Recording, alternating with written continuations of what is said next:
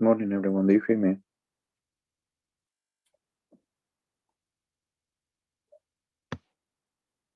Yes. Okay. Okay. So let us probably let us start. I don't know how many people are entering now, but probably not too many more. We let me just share screen.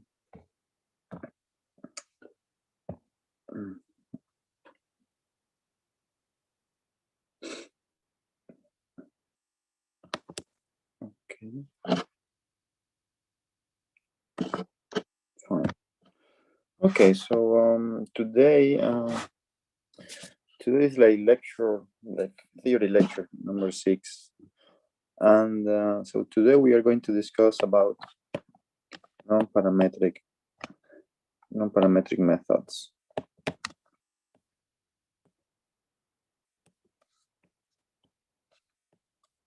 It's maybe a bit shorter than other lectures, so but it is important for being let's say exhaustive about different types of methods that are used in the community when approaching a problem like a regression problem or classification problem. This is another approach, completely different, and it is important for you to be aware of that. So so far we have assumed the shape, for example, of an underlying distribution. For example, if you have some data here, just data like this. So far we have attacked this problem. For example, if this is a regression problem, then these variables, the output is continuous, right? So then you say first, okay, assume some PDF for y. For example, we have been assuming a lot that y follows a Gaussian distribution with some mean and some parameters here. Let's say some standard deviation, but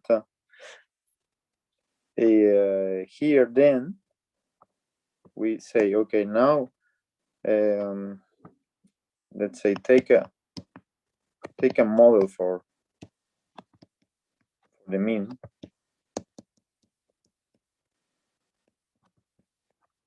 Generally have many parameters. Take a model for the mean. This is the machine learning model. This can be, for example, I don't know, neural net or a basis function, like in the linear, generalized linear models that we were discussing at the beginning, and then do the just do the fitting of these parameters, right? Then these methods in general, so finally just fit the parameters to the data. So these methods in general are called parametric methods.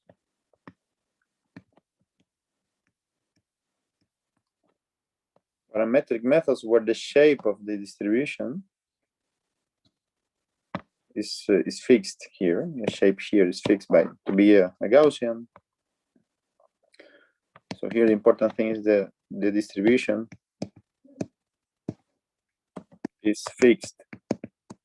It's fixed in two ways. First, its shape, and second, the mean function, right? So I have fixed, for example, a neural net will give me, it's a complicated function of the inputs and some parameters, but it is fixed, right? And then I am like using my neural net has the mean of a standard Gaussian, and then I can make a prediction, for example. In contrast to this, you have non-parametric methods.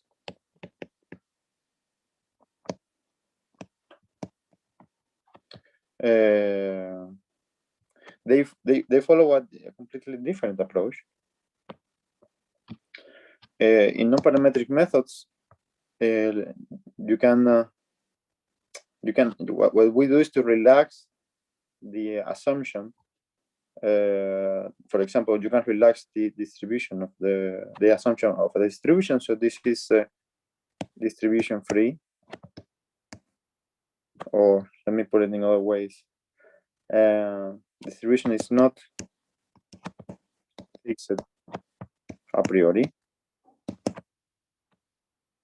And also, as we will see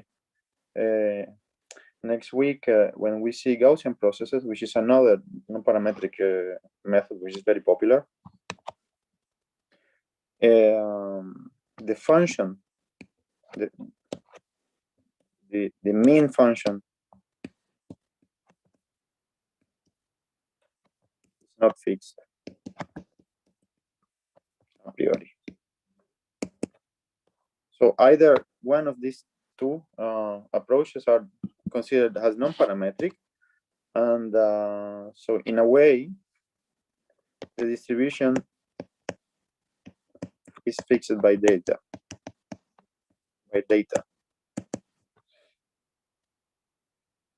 Distribution is fixed by data, and if data is, for example, if the data set is larger,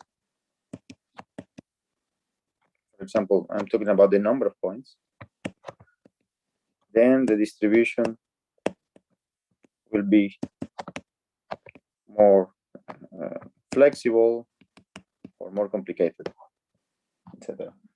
So the flexibility of the expressiveness of the distribution, if you want, grows with n, which is the size of the data set, which is not the case for the parametric methods here above. Okay.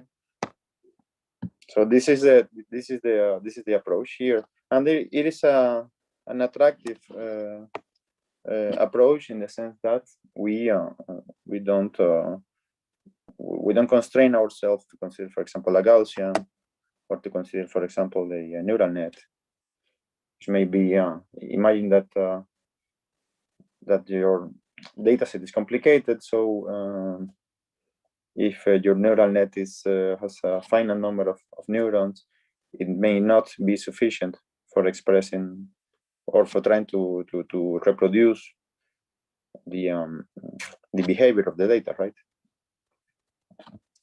So it is called non-parametric. It is not that the methods don't have parameters. Of course, they have parameters, but the parameters do not fix the distribution, as it is the case here.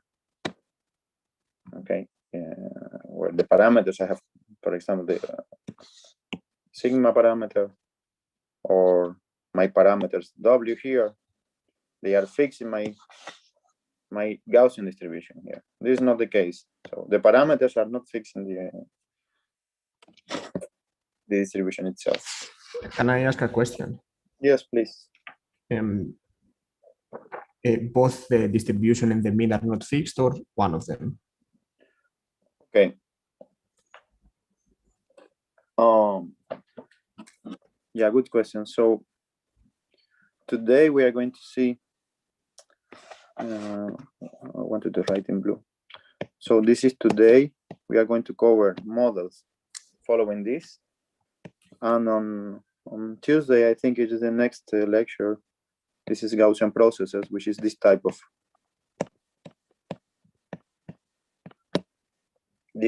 approach. But at every approach, one of them is not fixed, and the other maybe it is. At least one of them is not fixed. Okay. Yes.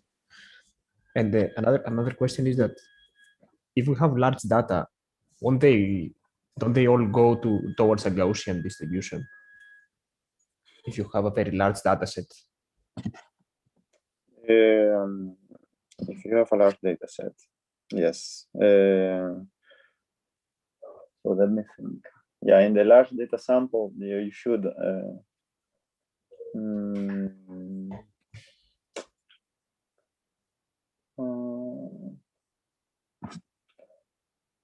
I'm not sure in which direction this is you are asking, in the sense of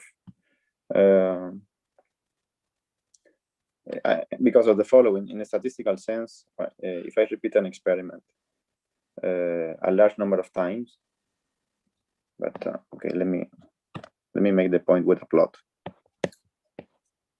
So imagine that I have here X and Y, okay? Mm-hmm. So here, imagine that I am seated at this value, X0. And then I have one experiment giving me this value. Another experiment is giving me at the same X, okay? Giving me this value, okay? Okay. This thing, this thing is a Gaussian. Mm-hmm. This Gaussian in the large sample limit. Okay, this is a central limit theorem, which is not the same as going in this direction. Okay.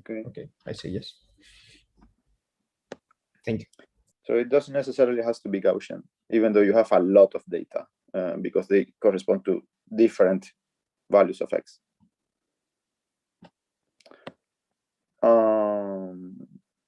So today we are going to see models where the task is to the task is to infer, if you want, the distribution, the shape of the distribution from the data itself.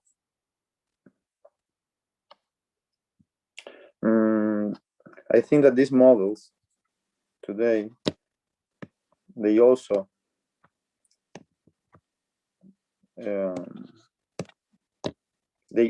do not fix the mean. Okay, while the Gaussian processes that we're going to see on Tuesday, they fix the distribution. The distribution is a Gaussian. This is your assumption, but then the mean is relaxed. The mean is non-parametric. But today, the two models that we're going to see today, they are non-parametric in both sense. So suppose the following task here.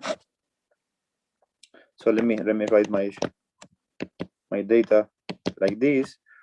And now let's consider for the time being only the input. Sorry, I am not considering any output here.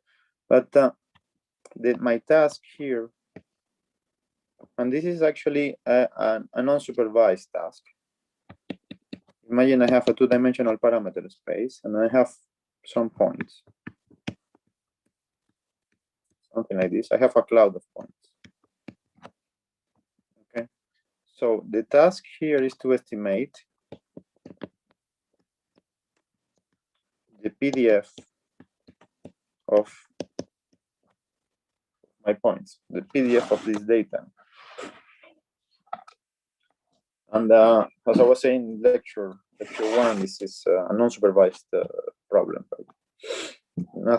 Nothing to do with the outputs. It's just a number of points and the estimation of the PDF. So I am trying to estimate this object.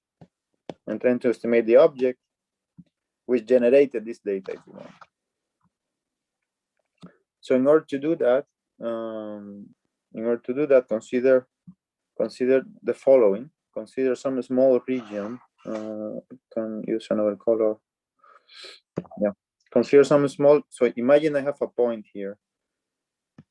So this is the point of interest, the point where I want to estimate the distribution, and consider some small region around this point. So this is a region R. So this small region containing R. Okay. Then the probability mass associated to this region, just write like P is an integral over the region of the PDF that I don't have that I want to estimate, right? This is just a probability associated to this region. So another way to interpret this object is to say that this is the probability for each data point of falling into R, right? Of each point to fall in R. Okay, so if this is the probability for one point to fall in this region, I would like now to compute the probability for k points.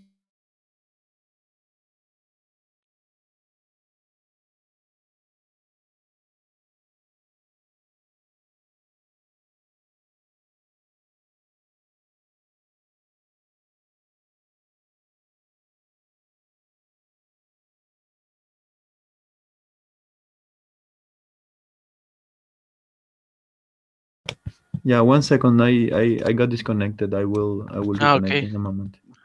I was like, wow, what happened?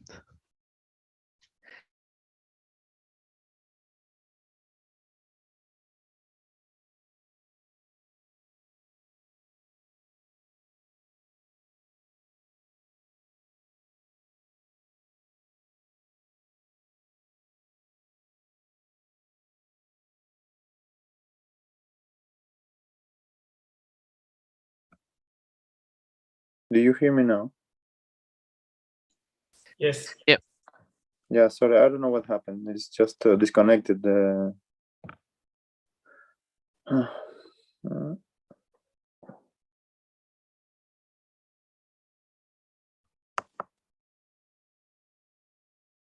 Okay. Did you did you hear this part or not? The last part, not. But this part, yes. Yeah, once you started talking about K, it was gone. Okay. So I was saying, if this is the mass, the probability mass associated to, I mean, for each 1 point to fall in R, then the probability for k points out of the total, out of n, to fall in R is given by the binomial distribution, right? So this is binomial of k points out of n with some probability p, and the binomial distribution is just well, I will write it here just for you to remember. P of k 1 minus p n minus k.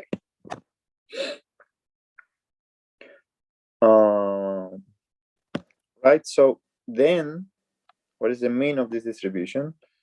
The mean of this distribution is just n times p, which means that the mean of the fraction is just p. Let me just call this one. This is just by applying the properties of the binomial. So then I also need the variance of that. So by knowing the binomial, so the variance of the binomial, it is known as well, or you can compute it if you want, but you will obtain the result. The variance is this one. So what is the variance of the fraction? Then you just compute it. Just follow the definition, minus the square of this second term we have computed already. but this is nothing but 1 over n squared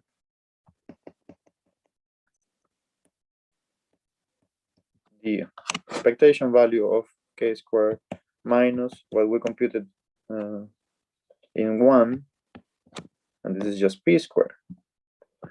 And then let me just re-express the expectation value of the square of the variable, like the variance of k plus the expected value to the square minus p. So you know that this is this is np 1 minus p, and then this is p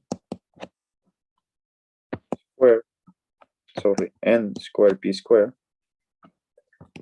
such that at the end of the day what you get is that the variance of the fraction of points, of course, decreases with n, which means that for large n you have a distribution which is peaked. So the distribution is picked up, it's quite picked at the mean, which is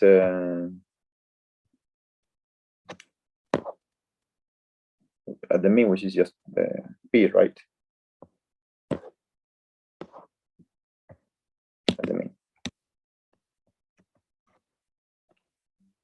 Okay, so let me use this for something. Now I will assume that the region R is small enough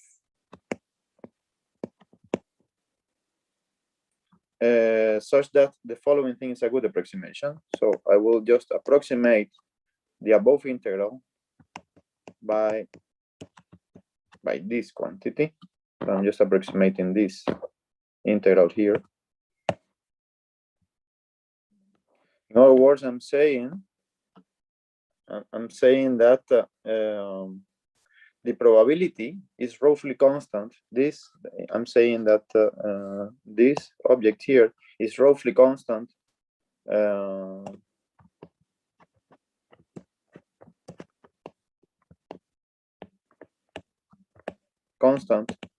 in the region R, such that this is a good approximation. So if I call this 2, and I take 1 and 2 and I combine them, so if this is a distribution which is quite peaked, then I can just replace p by k over n. So if I replace p by k over n,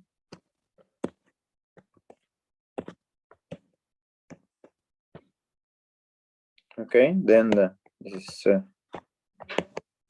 p of x v. So I have an ansatz for my my PDF. I have an ansatz for the probability density function of x, right? And now, in order to proceed, we can follow 2 approaches. Is it everything okay here? Yeah. Is there any questions so far? So when you write this down, right? Essentially, you say the probability is the fraction of points. You are making an implicit assumption about how these points were sampled. The assumption is that all these points are sampled from B. Okay. I don't know where I am, but here, I am assuming that all the points are sampled from the distribution I'm trying to estimate. Okay. Yeah.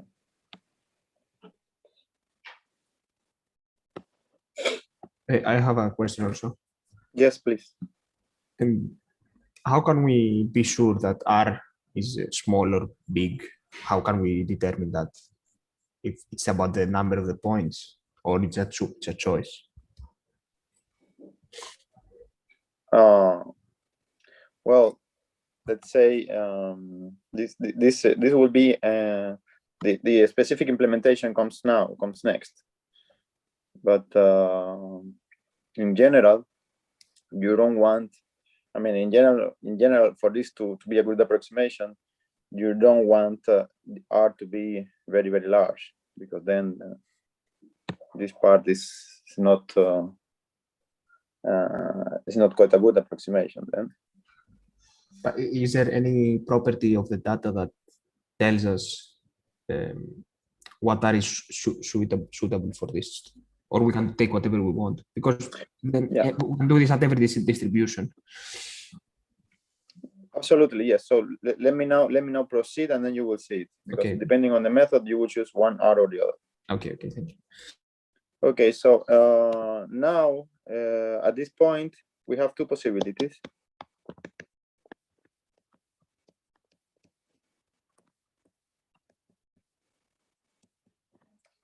The first possibility is you fix K and determine V from data. This is the strategy followed by the first method we see today, which is K nearest neighbors.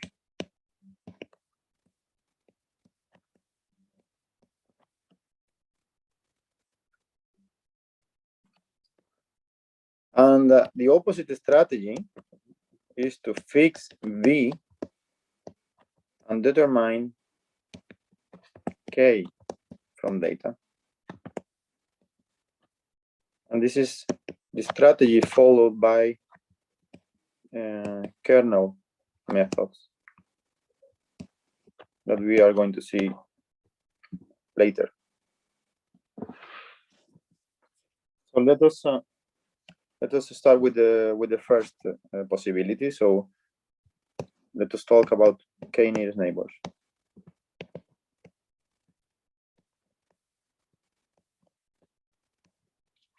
Okay, the idea then is to so the model has a parameter which is K, and this is what you decide, and K here, which is fixed.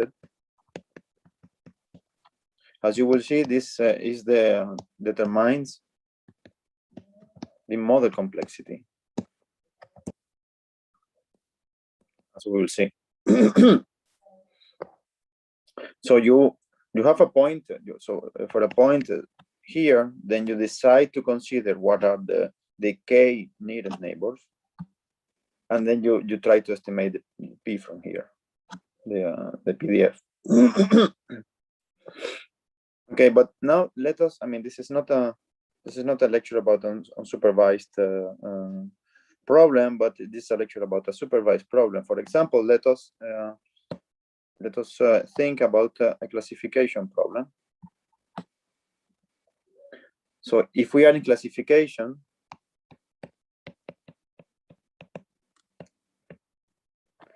if we are in the context of classification, I have, for example, M classes. Let me call it like that. And then I have a data set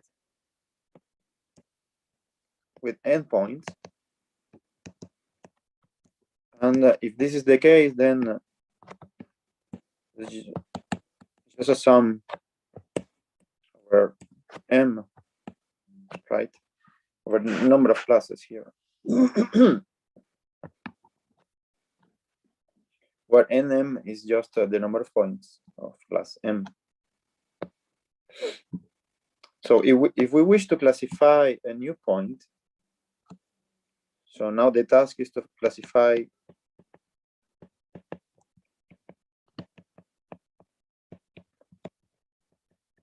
this here. So we surround it by some volume containing K points. Okay, so now what we do, so we consider K nearest neighbors to this point.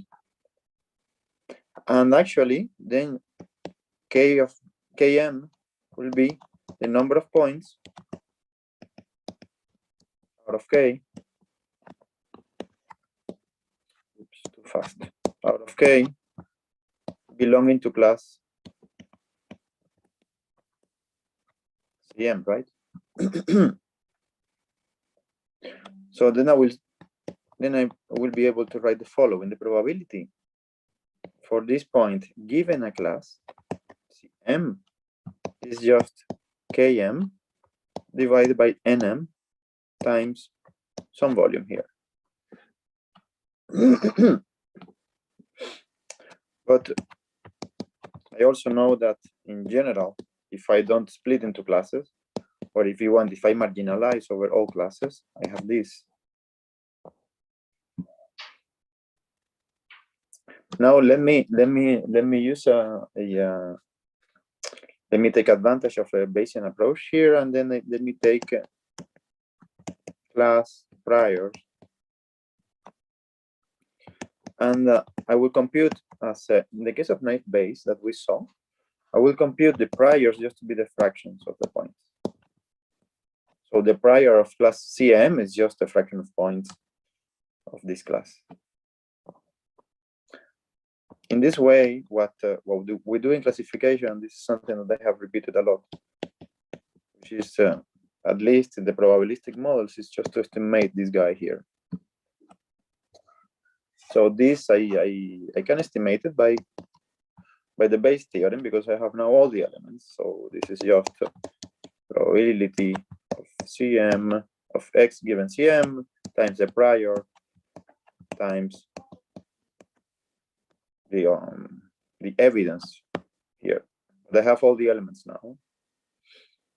So let me just substitute. The likelihood here is just Km over Nm times B. The prior here is Nm over N. And I need to divide by this guy. So which is the same as multiplying by the inverse over K. Okay, so I just see that everything goes here. And then it is just Km over K. So this result is already telling you what is the strategy here. So the strategy here is that the best classification. So now what is the best classification? The best class is the one where Km over K is maximal. In other words, I'm just saying that you take K nearest neighbors to the point in question, and then you just do the majority vote. Okay, nothing but that. You label the point, your prediction is the majority vote among all the K points that you have considered. This is that simple.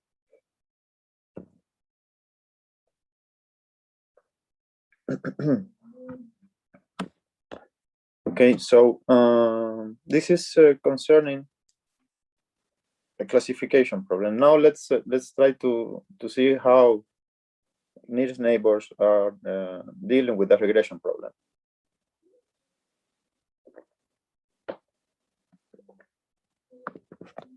Okay, so for the regression problem,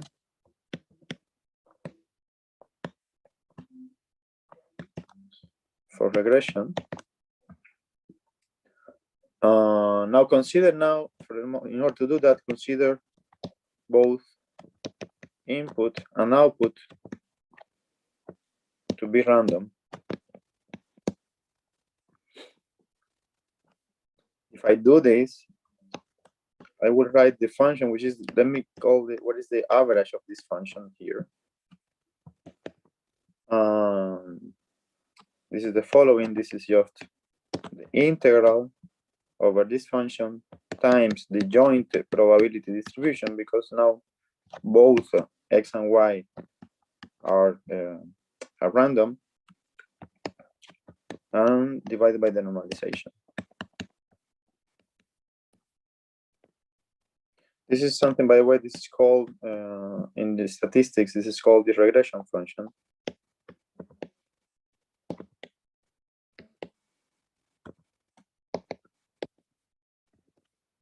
Which is a generic object for all regression problems, if you want. But let me just put this in other words. I mean, just say that this is just, okay, let me write it downstairs. I will first express my joint by the conditional of y given x times p of x, right? You know it from probability. And here, well, if I just, this is just a marginalization of the joint, so this is just p of x. Right, so of course this term here doesn't depend on the integral, on the variable that is being integrated, so I can, this goes away, right? So this function here, y next, this some people write this like the expected value of y given x.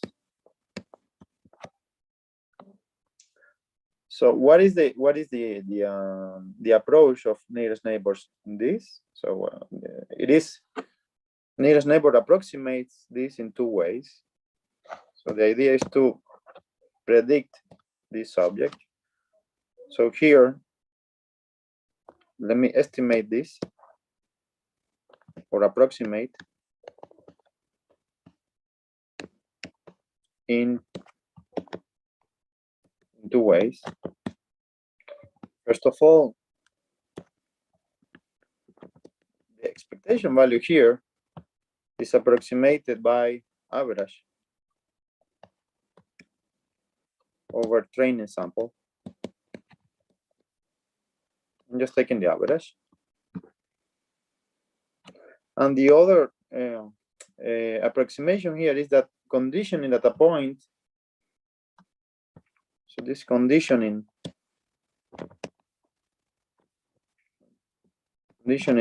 at a point is replaced by conditioning at the region. Some region close to the point.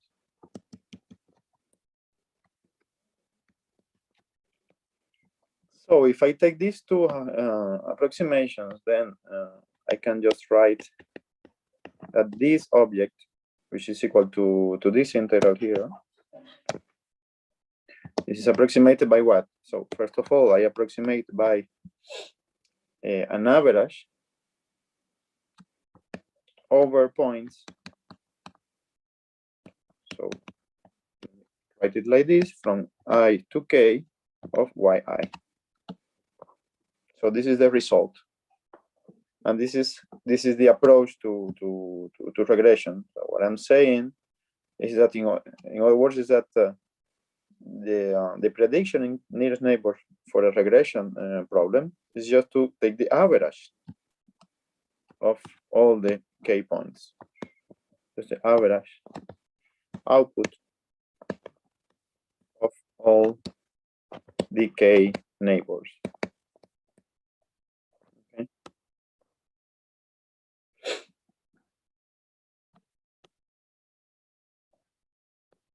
So here, let's talk about the complexity of this model. So as I was saying, the complexity is controlled by the parameter k. So what happens if k equal n? So if k equal n, this is the simplest model, right? This is the simplest model because I'm just saying that the prediction at whatever point here of my cloud I have my cloud here, and then I have some point here. I want to make a prediction on that. If K is all the points I have in my data set, is just the average of all the points. Take the average of all this cloud, all the points in the clouds, and then I make a prediction. And this may be too simplistic, of course. No? Brian? Yes. More than being simplistic, if you use all the points for your method, I mean, there's no way to test it, right? Essentially, your training sample is 100%. I mean, you can always separate test point. Okay.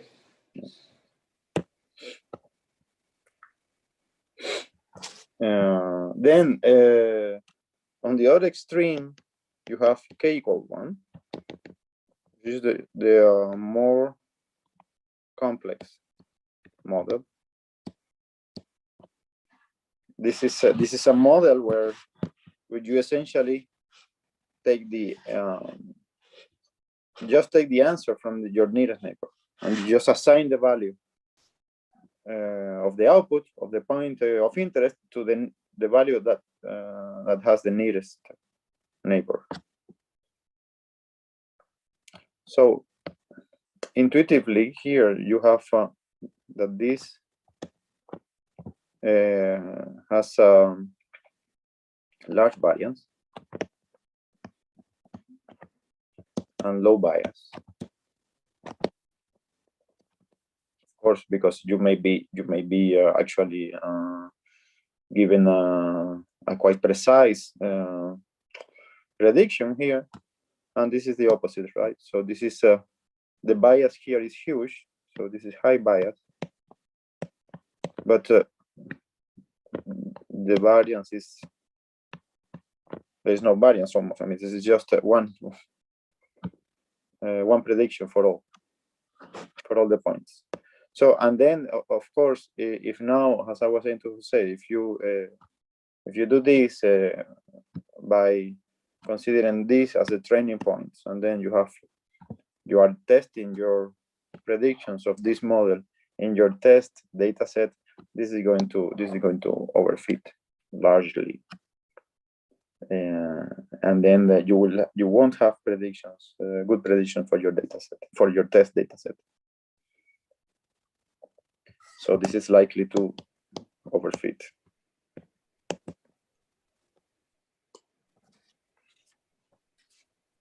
Okay. So let me show you something here, which I don't think it is completely polished, but it's probably illustrative. I'm just showing a code. So I will share a screen here in my computer.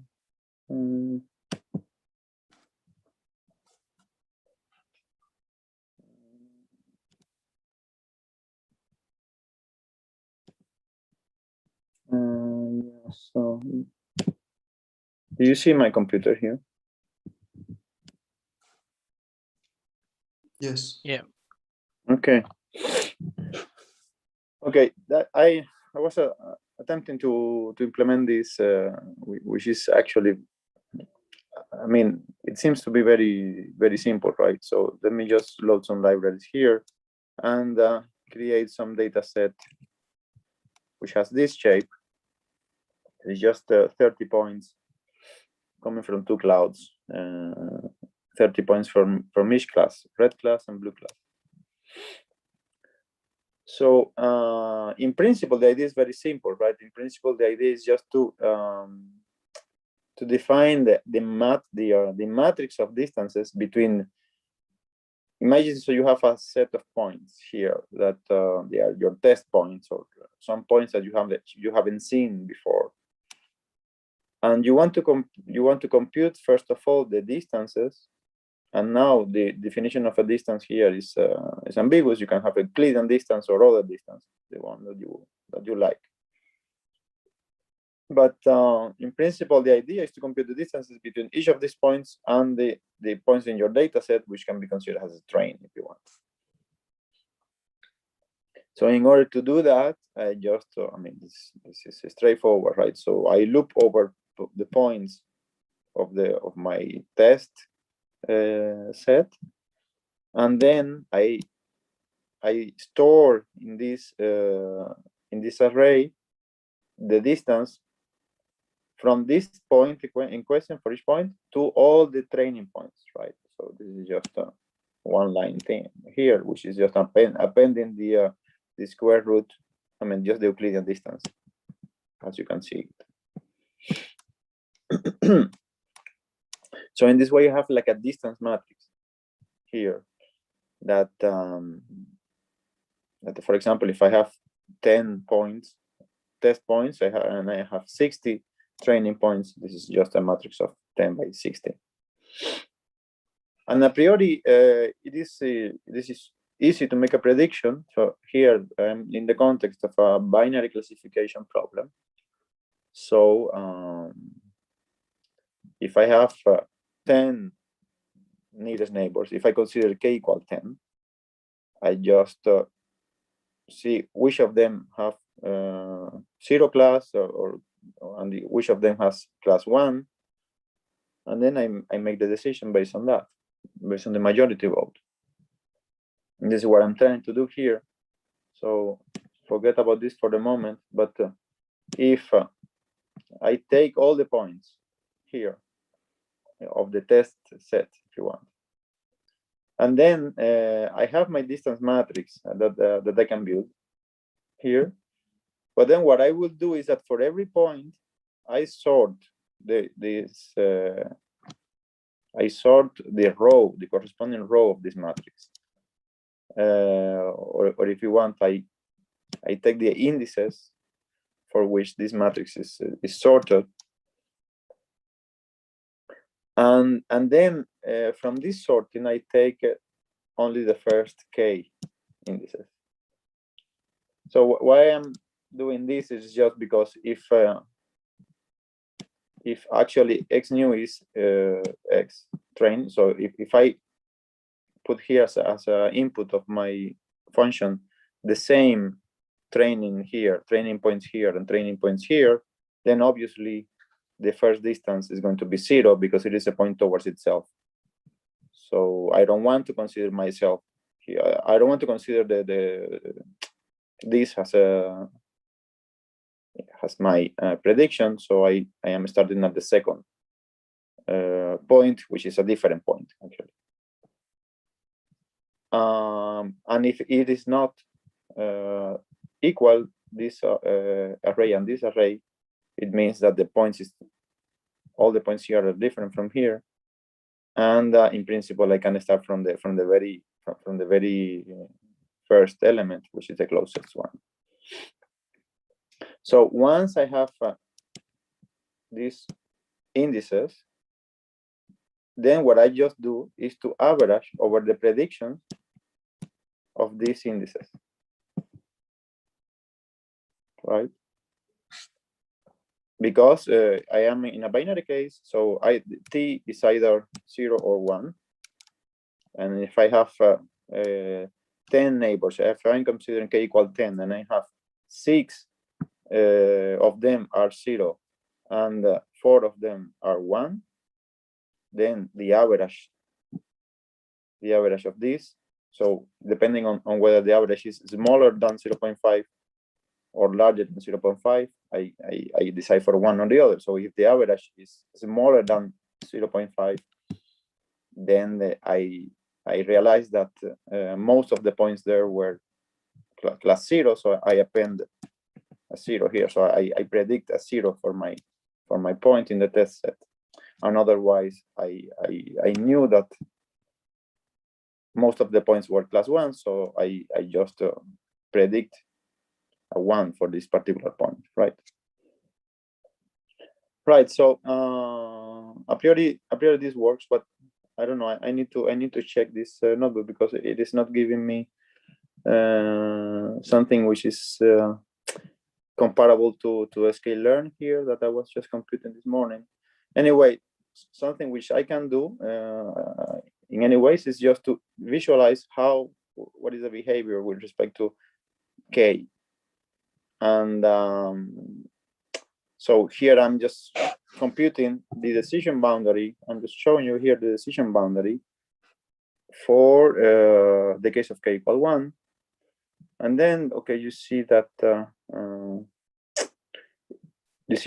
you have these wiggle things here, and actually this little arm here that goes to the right is like trying to capture the fact that there is a red point here. And what I'm saying is that if you go to larger values of k, of course you find yourself with a much smoother decision boundary, where of course there are some points which are misclassified. Okay, now in the limit k equal n, you have the dumbest model of all. So, but let me show you at least the how to call it, the prediction of the out-of-the-box implementation of sklearn with this method, which is k-neighbors classifier, and then let me show you something that it should be the case. For example, if I have a large number of neighbors, I don't know, 45 or so, if I consider k equal 45, and then I compute this, I get, okay, 91. And if I go to the other extreme, and then I go to, for example, 3 nearest neighbors, this 93 is larger. And what if I go to 1? So I'm just considering here the largest, the most complex model, which is just making the prediction of the point of the nearest point, if you want. So if I do that, I obtain 1, which means that, and this is typically the case, right? It means that, and what I'm showing here is the score on the training itself. So I am not here separating training and test. I'm not doing anything. I'm just fitting with the training, and the training is my whole data set, and trying to show the score of the train itself. And this is the an evidence. This is what is happening is something that we expected as we increase the complexity of the model, as we saw probably in lecture 2 or so. As we increase the complexity of the model, the error of the training set is smaller and smaller. And actually here, the most complex model, which is k equal 1, give you no error at all, because the score is 1. Okay. Obviously, this is overfitting, but it is behaving like the way it should be. Okay. Is there any questions so far?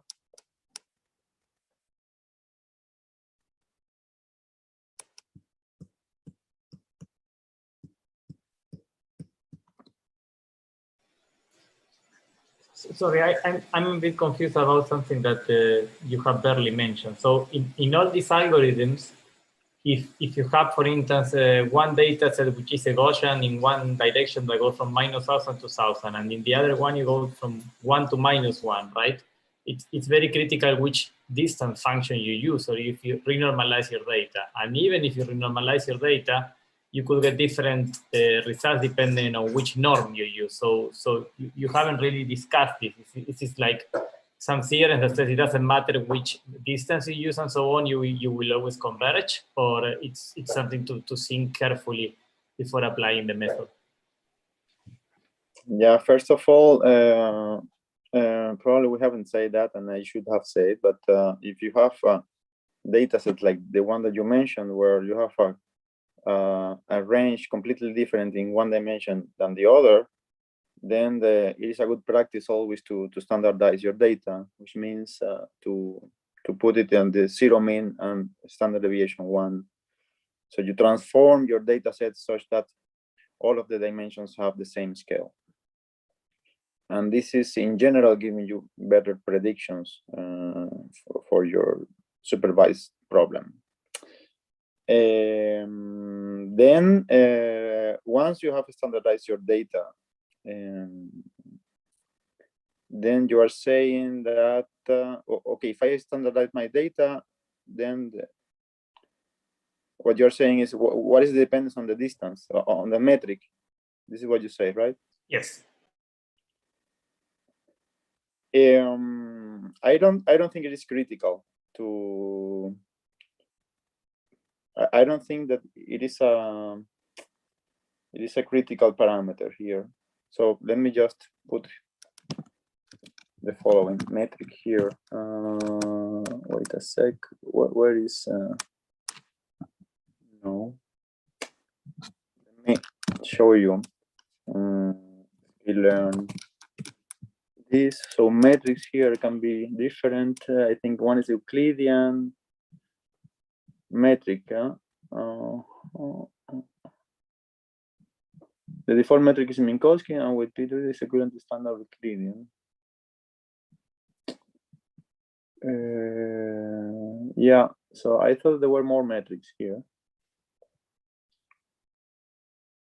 String or callable. See the documentation of distance metric, because I wanted to put Euclidean, but I don't know if, okay, yes, Euclidean. Where I was. Okay, let me put here the Euclidean. And do the thing.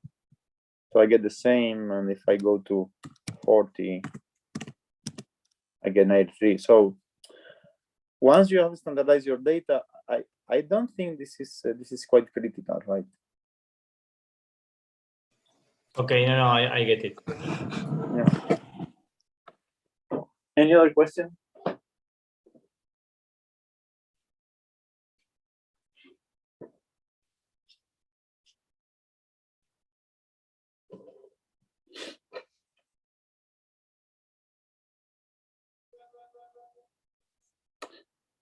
Sorry, guys, I need to answer the phone, and it's already 12.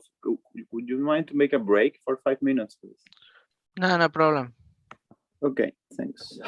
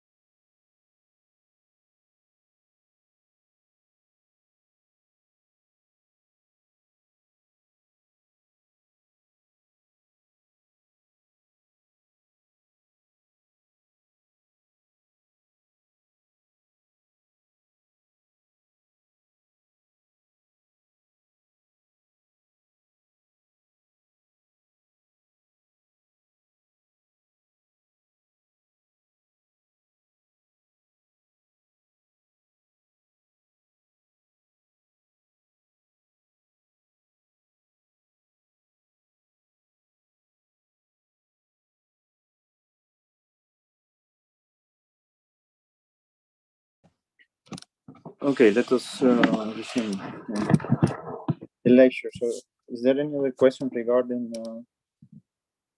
this?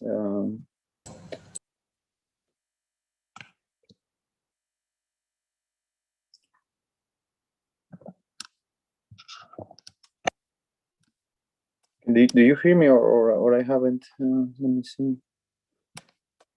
Yeah. Yes, yes. Okay.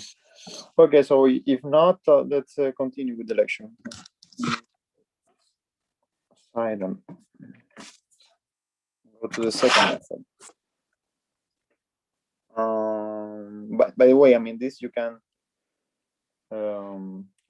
also implement the regression, right? Which is just the average of all the points, of all the nearest points here.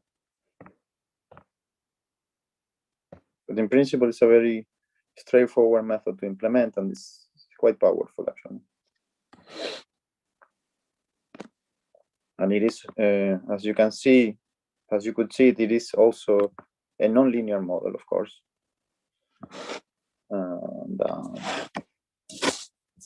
And what you should have here is that as k increases, this is what I was trying to, the point I was trying to make above, as k increases. So the error here is going to be such that, so you have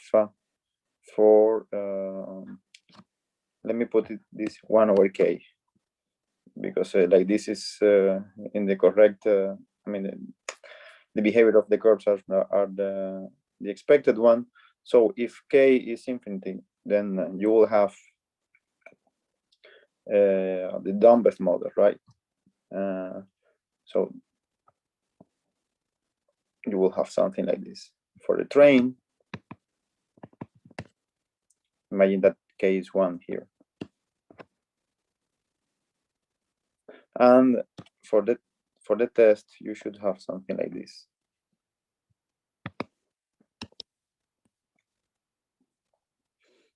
Because this is like the model complexity here.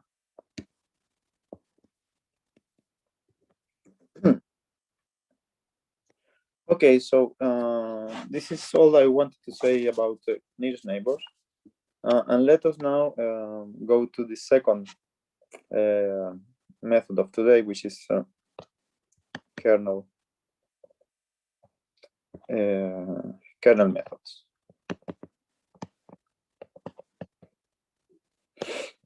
So the idea now, as we were discussing previously, is now to fix V somehow, the volume, and estimate K from the data.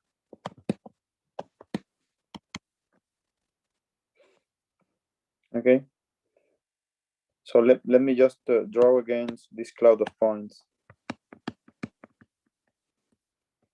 in order to make my argument here. You disconnected Yes? again? Or am I disconnected? Did I? Hi? Did I disconnect? Yes? Do you hear me? Yes, we hear you. At least I do. Okay. Okay, so the argument here is the following. So let me just put the point of interest here, and then let me consider this region here, R, that surrounds the point. And then let me do something. Let me count for a fixed volume, for a fixed size of this region R. So in order to count how many neighbors enter in R, it is convenient to define the following function. So this is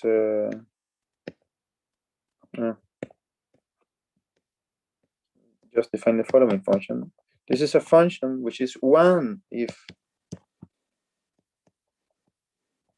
the absolute value of this vector is 1 and 0 otherwise. Okay, then if I consider, sorry, let me just, the following over h, where h is h here is the radius h.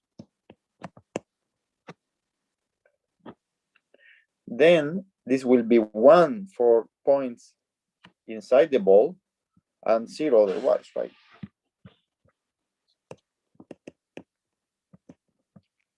One for all I inside R and 0 otherwise. Isn't it?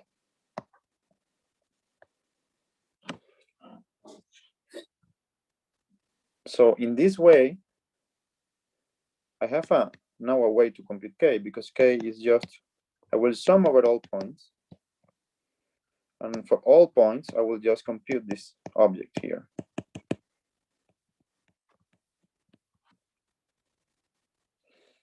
And this will be the number of points inside my region R.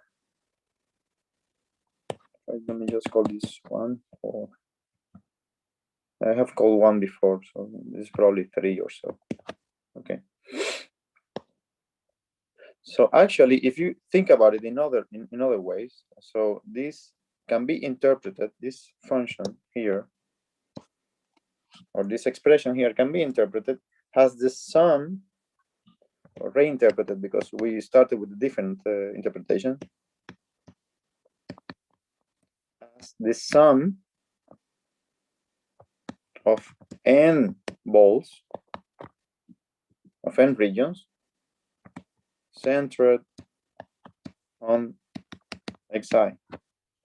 So instead of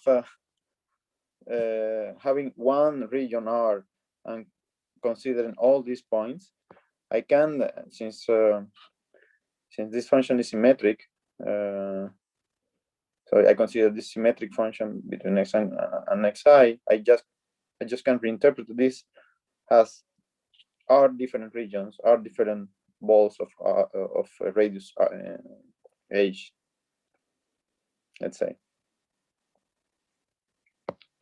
And if I do that, well, first of all, let me just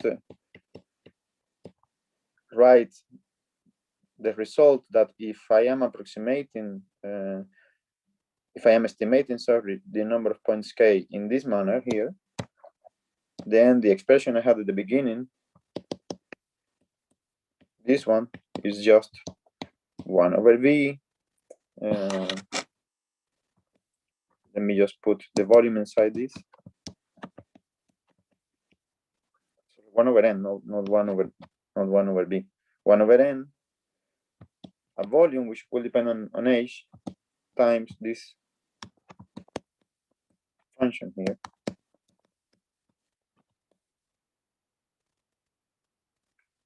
which is actually called the kernel function. So let me just call this kernel function.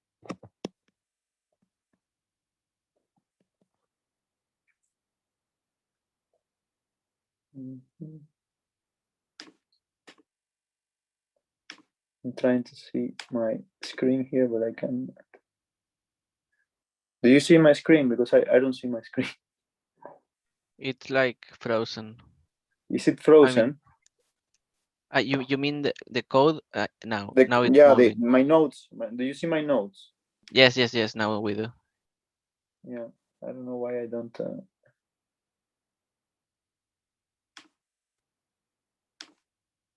Yeah, something is going on here with my Zoom that I don't see it. But okay, if you see it, it is what it should happen. Okay, so actually, take this expression here, and actually in 1962, Larsen proved the following, that this is an unbiased estimator of the true PDF. It's an unbiased estimator of the true PDF. I'm saying is that the limit as n goes to infinity of this is equal to the true. It converges to the true distribution. And this is like that under, let's put it like this, mild conditions on the kernel that is being used. Actually, if you read the paper by Parsons, so the conditions are quite soft. For example, the supreme in all this range should be supreme should be finite.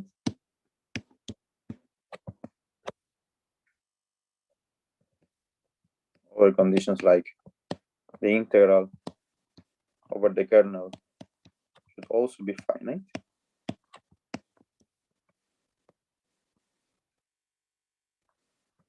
The limit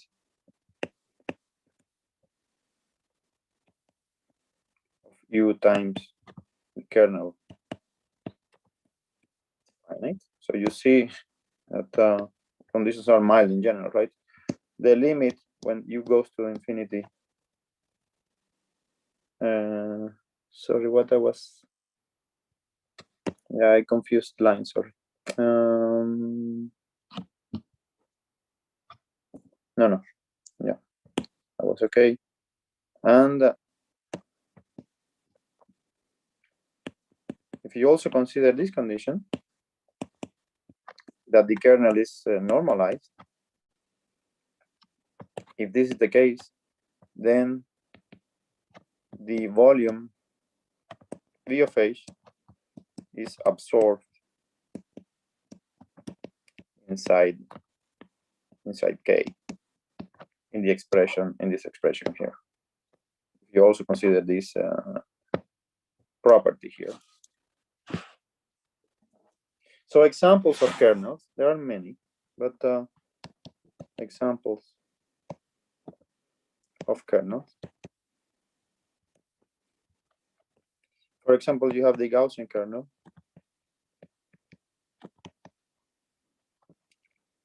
It's just u, the parameter h, is just a Gaussian.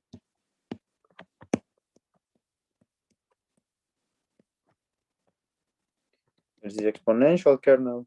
I will just put a few here, but there's a long list of kernels. Exponential kernel is just always with this parameter h, which is called the smoothing parameter in a way, right? So e to the, so the absolute value instead of the square. So the shape of this is, you see it, right? Shape of this is something like this.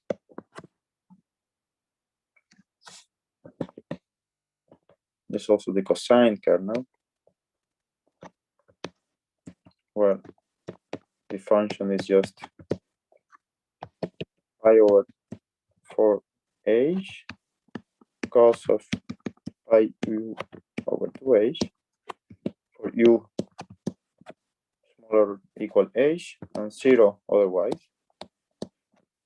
And the shape of this is something like this. Sorry.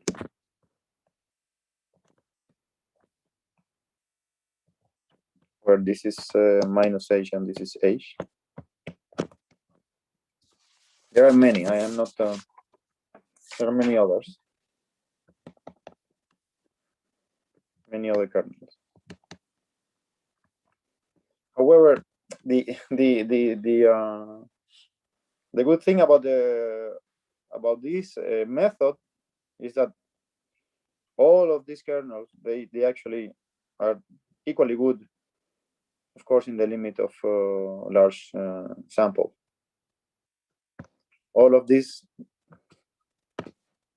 different kernels, they allow you, or they deliver, if you want, an unbiased estimator of the true PDF. And again here, if you try, of course, I mean, of course, this is something to try. If you try with these methods, you can vary your kernel. But in general, at least my experience with these kernels is that they are quite robust under the choice of the kernel, unless you have like a physical motivation to consider a different kernel. But in general, they give good results. So actually, what is the thing here that the parameter age here is now the important one, and this is the parameter that controls the model complexity.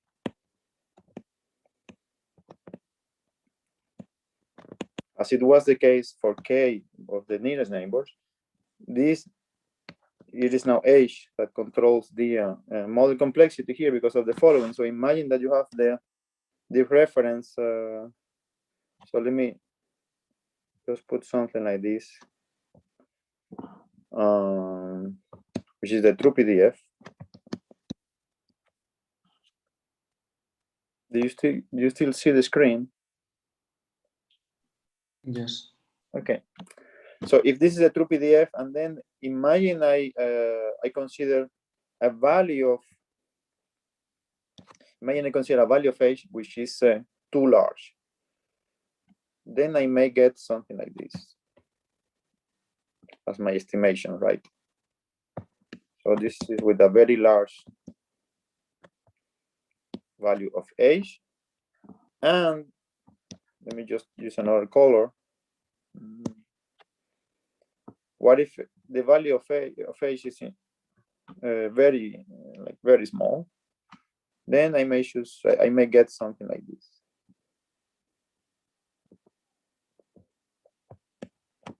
It's a very small value of age. So here again, here being this the parameter that controls the model complexity, there is an optimum intermediate value of age that gives you the best results. And this is a value. This is a parameter that you need to optimize actually. Okay. So how do we attack a supervised problem with that? It's called, for example, let me write it in more terms. Let me put the kernel regression.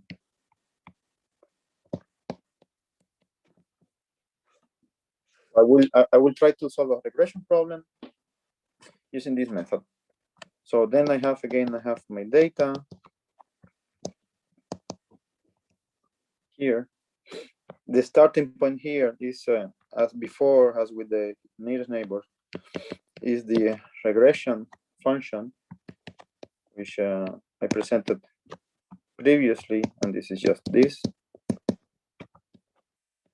divided by the normalization.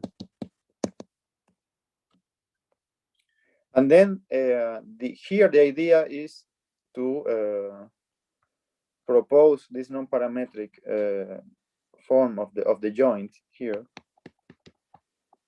using the kernels. And let me just write the following. This will be 1 over n as here. Where is this? I'm trying to write something similar to this expression. So it's 1 over n times a sum over all data points of some kernels. Okay. So here 1 over n, sum over the data points. But now I'm talking about the joint distribution, and the joint distribution means that both variables are random here. So I should consider in general 2 kernels. Kernel for x here with its own smoothing parameter hx, and kernel for y here with its own smoothing parameter hy.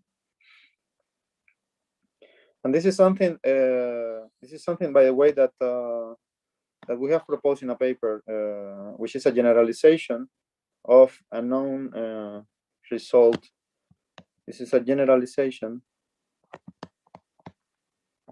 of a result by a guy called Specht in the 91 with a model which is called the general regression neural networks that I will present in a moment. But he, in his original paper, he was like considering the same kernel for both variables and the same smoothing parameter for both variables, but in general, it doesn't have to be the case. Okay, so with these ansatz here, let us compute this object here. Okay. So let me just then use the ansatz to write the following. So if I plug this expression here, then this expression has two terms. I mean, every term in the sum has two terms, but the sum, I mean, this kernel over x doesn't depend on the integrating variable, right? So it can be just taken out of the integral. So let me write it like this.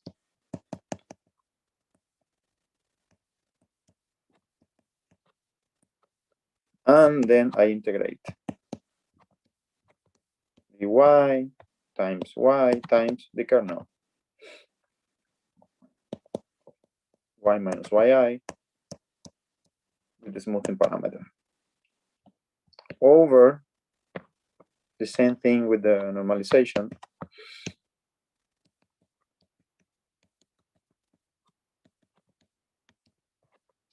Here the integral is just over the kernel.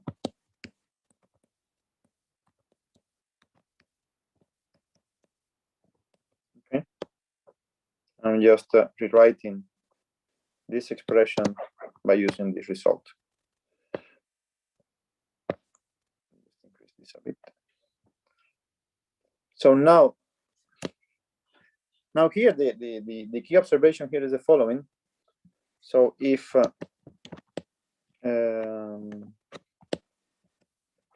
this sorry, this is y. If this function here, this follows a distribution, if it follows, if it is, for example, the Gaussian kernel,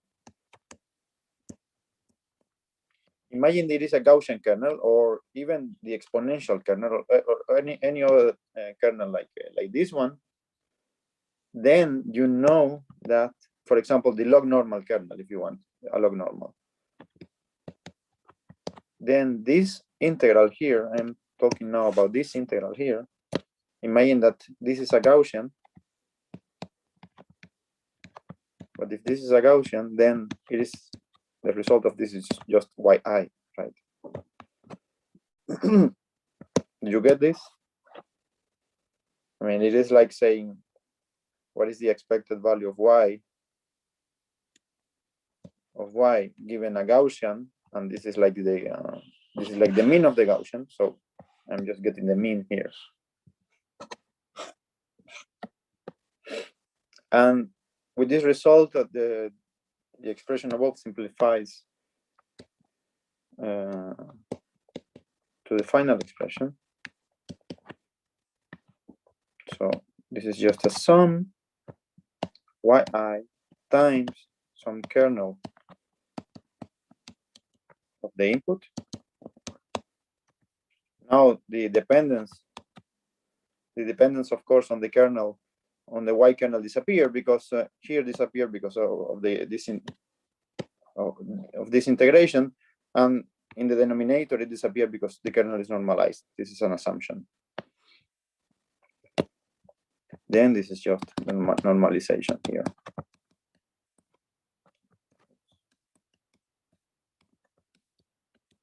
Okay.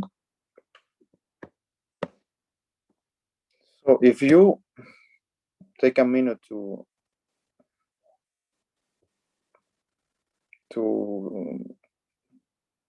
think about this expression here, this is just a weighted average. It's just a weighted average, right, of all the data points.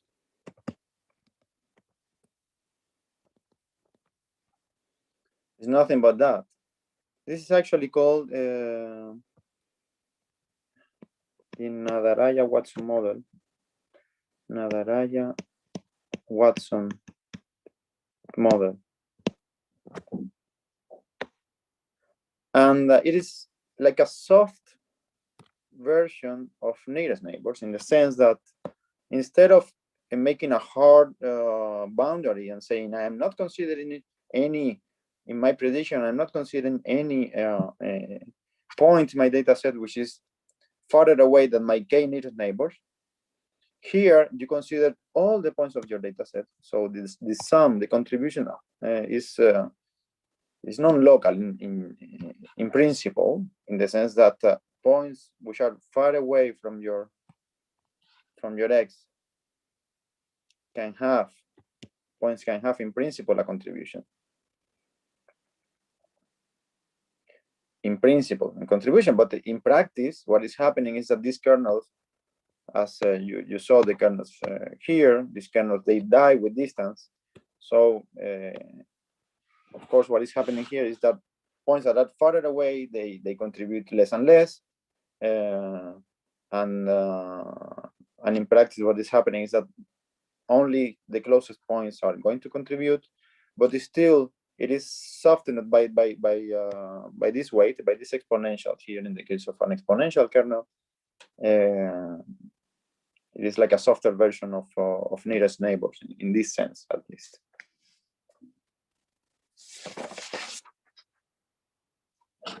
Okay. Any questions so far?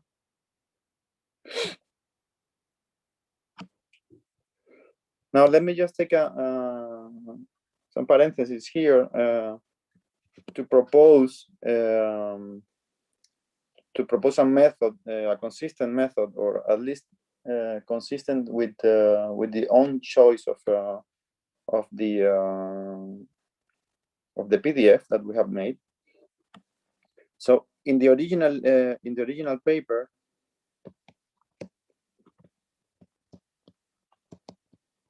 by Specht, age, so this parameter was optimized by minimizing, for example, mean square error. Okay, so you minimize mean square error, you know what mean square error is, and then the point was obtained in this way. The problem is that mean square error would be a good cost function, at least in the probabilistic sense, would be a cost like a convenient cost function if the distribution of your output of the variable you're trying to model is Gaussian. No, I mean this is what we have been seeing in or discussing in the previous lecture. However, here we are saying that the distribution of the points is not Gaussian, but it is something much more complicated, which is this thing. And even though I have a Gaussian kernel here or here, of course, a sum of Gaussians is in general not a Gaussian at all. No, so it is in general a very complex thing, multimodal, whatever you want. So it is like just think, for example, has a Gaussian kernel, so you have a sum of Gaussians. So in general, if the probability for y is not Gaussian at all, minimizing this may not giving you the best results. So what we have been considering in our work, if you want, is the fact that a better strategy is to maximize just the likelihood. So you optimize this by maximizing the likelihood, and the likelihood of the data. Let me now write this. Hx and Hy is sum across data points of and now each data point here, it is proposed to have this likelihood.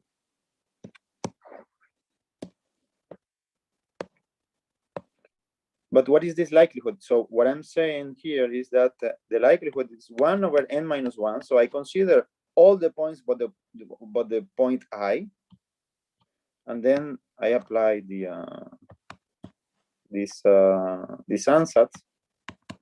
I sum over all the points which are not I to n minus 1 of my ansatz here, which is just I j hx times y I minus yj hy. Okay, so that would be the likelihood, and by maximizing this likelihood, you will be consistent with your choice of the PDF of the data, actually, right? So this is like the way to find the optimum parameters, hx, hy.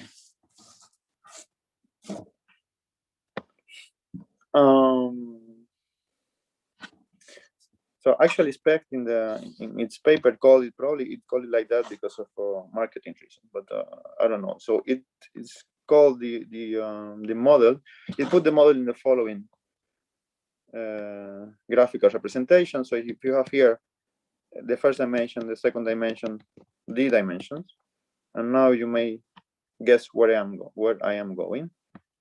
And then I have here k1, I have here k2, I have here kn, because I have n data points. So Specht visualize this model as with this graph, and once you have the case, then you compute the numerator and the denominator of this expression here of the Nadaraya-Watson model, and you compute the numerator because you are linking all these nodes to the numerator by y1, y2, yn, but they all give you directly the denominator as well, and with the numerator and denominator, you just get your output here. And he called it general regression neural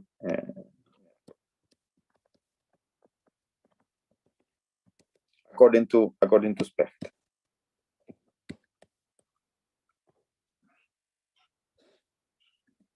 Obviously, the idea of the model is completely different, because the idea of the model is to so you see that the training here is completely different. I don't need to do the training in the traditional fashion here. Training here is instead it's a one-step procedure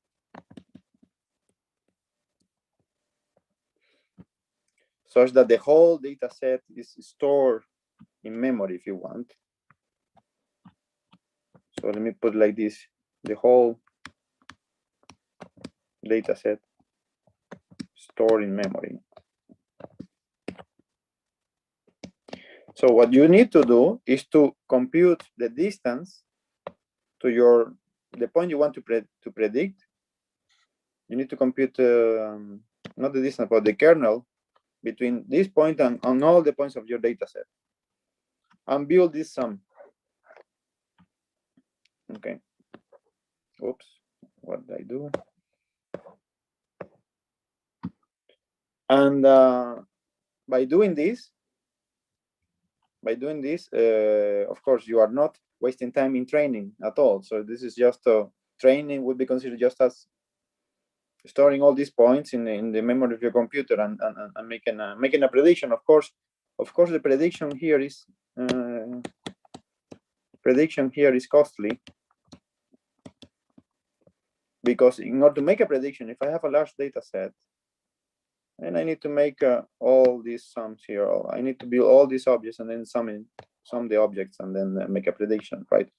So prediction is very slow, it's costly, and this is opposed to the traditional training and prediction process of a traditional neural net, where training can be very slow, but then once you have your optimum parameters, the prediction is typically very fast to do, because you're just evaluating an analytic function given some parameters. Okay. And finally, the approach of how to approach a classification.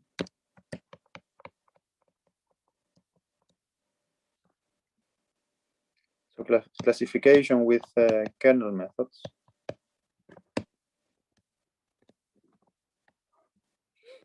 I will just sketch the idea here because I mean, the particular implementation of this can be, it is straightforward once you know how to do classification.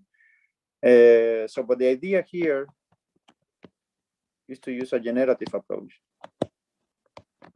in the way that, in the sense of what we have discussed in the lecture of classification.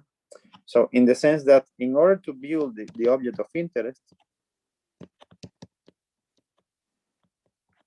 you need to first build your probabilities of, or if you want, the likelihood of the point given some class. In this way, it is a generative approach. So let me go to a simplified version of the model, and then let us assume the same smoothing parameter for everyone. So let me just write our ansatz for the likelihood of this input is going to be like following the Nadaraya-Watson model. It's just this 1, 2, and k of the kernel.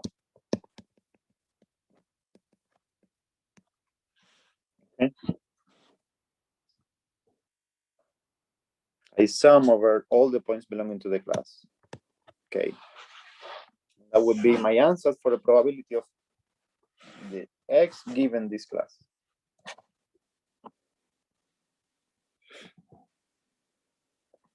Right, and then let me take, I can take again the same approach here of, sorry,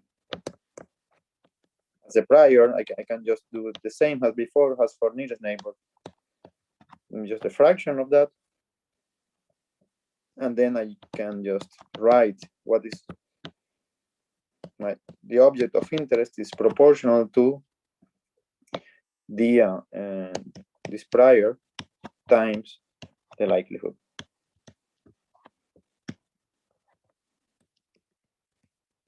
Just repeating what I wrote.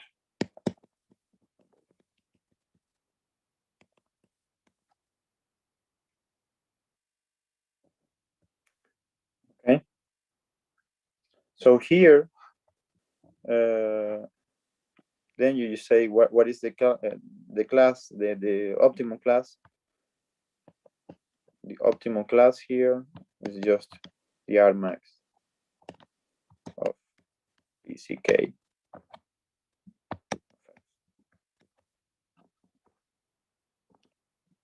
So you compute this object for every class of your data set, and then the class that you choose to make a prediction of on this point is going to be the one that gives you the largest object, like this one.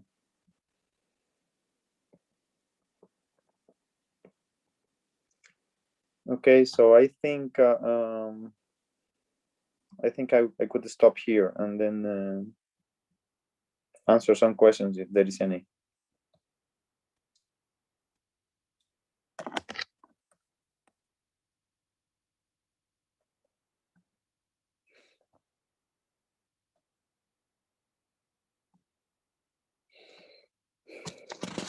no question at all.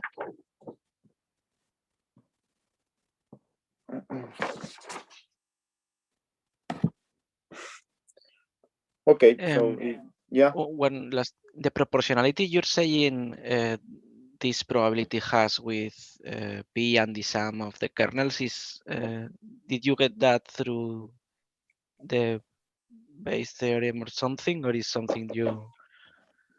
You're talking about this thing? Mm-hmm.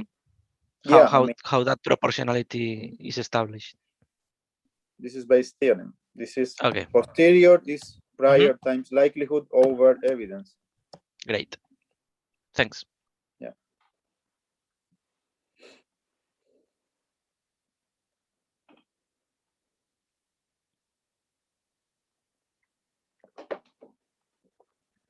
By the way, just to mention that if you want to do classification with this, there are nice examples in the internet, and this is called also by the same author, by Specht.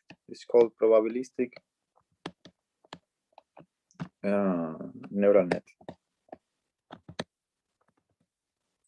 Again, this is a fancy name because I don't think this is a neural network, but I mean, you can. It certainly admits a graph like this, so you can call it as you want. But it is also a quite. If you search it on this name here, you will find like practical examples of how to do this, and they give very good results. All right. So, is there any other question before we close for this week?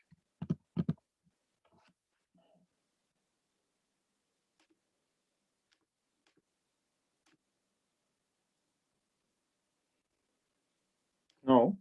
Okay. Okay. If not, let's meet again next week, probably Tuesday, for the Isn't next. it Monday? Is it in Monday? I think it's Tuesday. No. Oh Monday? yeah, Tuesday and Wednesday. Okay.